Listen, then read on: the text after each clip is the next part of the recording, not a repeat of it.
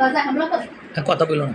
গাজায় ইসরায়েলি আগ্রাসনের সমালোচনা করেছেন ব্রিটিশ প্রধানমন্ত্রী কের স্টারমারের সময় যুদ্ধ বন্ধ বেশ কিছুটা গতকাল তিনি জানান এ বিষয়ে আলোচনা চলছে যুক্তরাষ্ট্রের সাথে।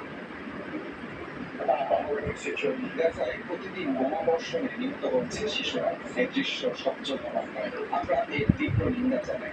পুরো সপ্তাহ জুড়ে আমরা ফরাসি প্রেসিডেন্ট ইমানুয়েল ম্যাক্রন ও কানাডিয়ান প্রধানমন্ত্রী মার্ক কার্নি ও অন্যান্য মিত্রদের সাথে আলোচনা করেছি।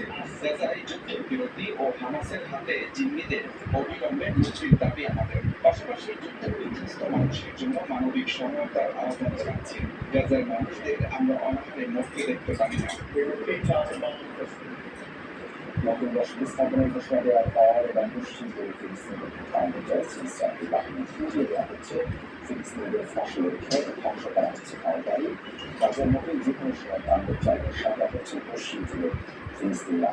তবে ইসরায়েলের দাবি যে পুরুষের ভূমি নিয়ন্ত্রণ নেওয়া হচ্ছে। ইসরায়েলি বসতি স্থাপনকারীদের হামলায় বিস্তীর্ণ এলাকা জুড়ে চলছে ফসলের ক্ষেত। পশ্চিম জুড়ে মোবাইল গ্রামের সঙ্গে বছরের পর বছর বাস করে আসা ফিলিস্তিনিদের ফসলের ক্ষেত আর বসত বাড়িতে এভাবে হামলা করে আসছে ইসরায়েলিরা। এই হামলা তো আজকে থেকে না।